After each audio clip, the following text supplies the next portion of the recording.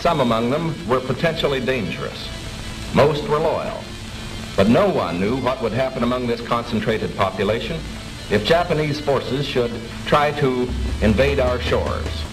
Military authorities therefore determined that all of them, citizens and aliens alike, would have to move. This picture tells how the mass migration was accomplished. Evacuation. More than 100,000 men, women, and children, all of Japanese ancestry, removed from their homes in the Pacific Coast states to wartime communities established in out-of-the-way places. Their evacuation did not imply individual disloyalty, but was ordered to reduce a military hazard at a time when danger of invasion was great. Two-thirds of the evacuees are American citizens by right of birth. The rest are their Japanese-born parents and grandparents. They are not under suspicion. They are not prisoners. They are not internees. They are merely dislocated people, the unwounded casualties of war. The relocation centers are supervised by the War Relocation Authority, which assumed responsibility for the people after they had been evacuated and cared for temporarily by the Army. A relocation center, housing from 7,000 to 18,000 people, the entire community bounded by a wire fence and guarded by military police, symbols of the military nature of the evacuation.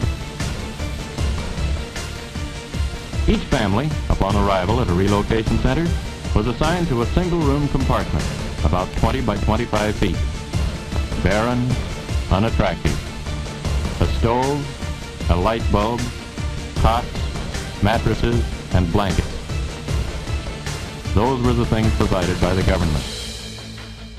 In 1942, the United States government forcibly relocated over 112,000 Japanese nationals and Japanese Americans to remote housing facilities called war relocation camps for the purpose of detainment, re-education, and forced labor.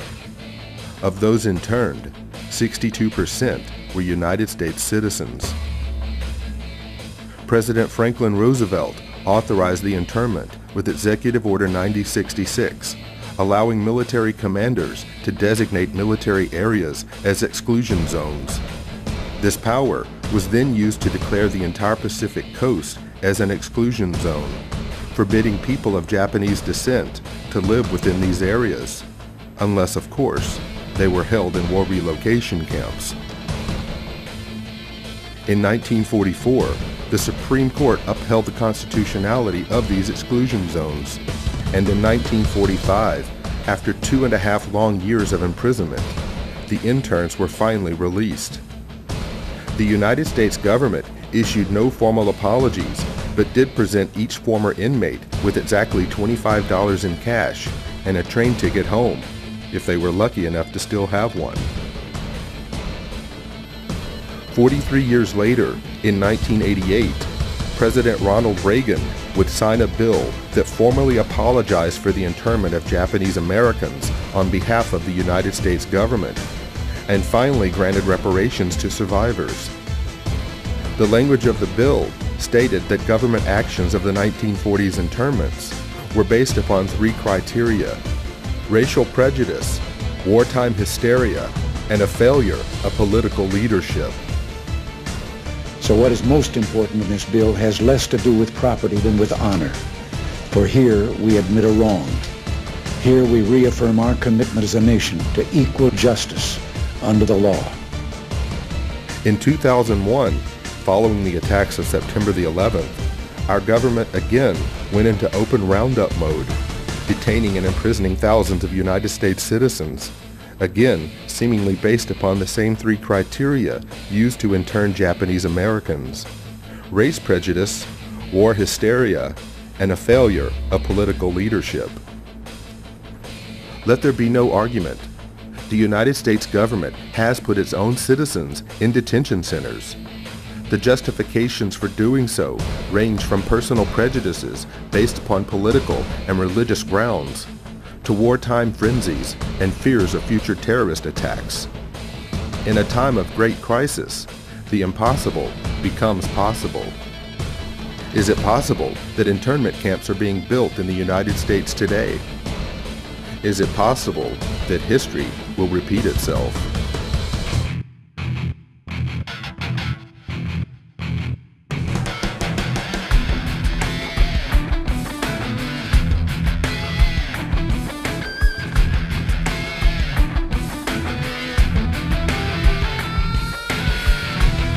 stunning, particularly to hear President Obama claim the power to keep people in prison indefinitely with no charges against them, no conviction, no sentence, just imprisonment.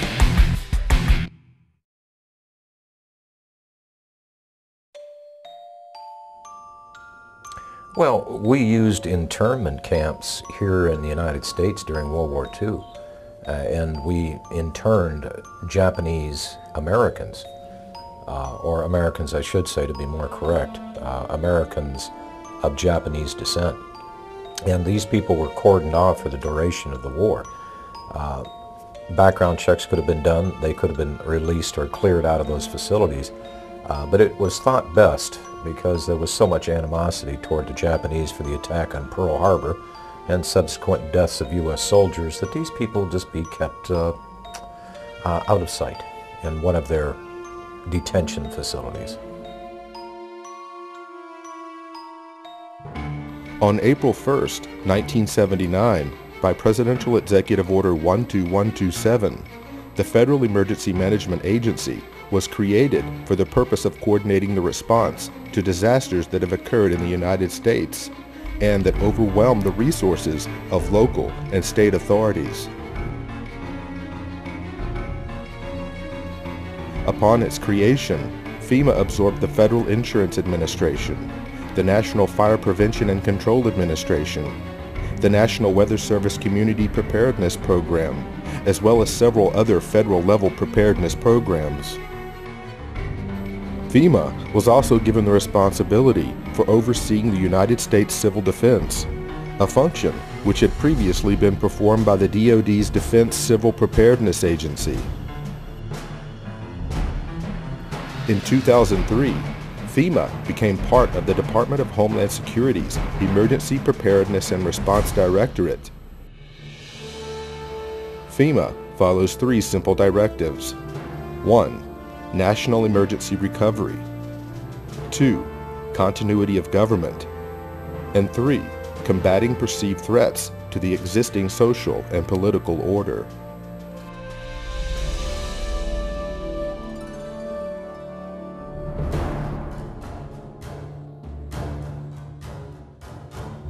FEMA's implicit objective to provide aid to victims of disasters changed under the leadership of President George W. Bush.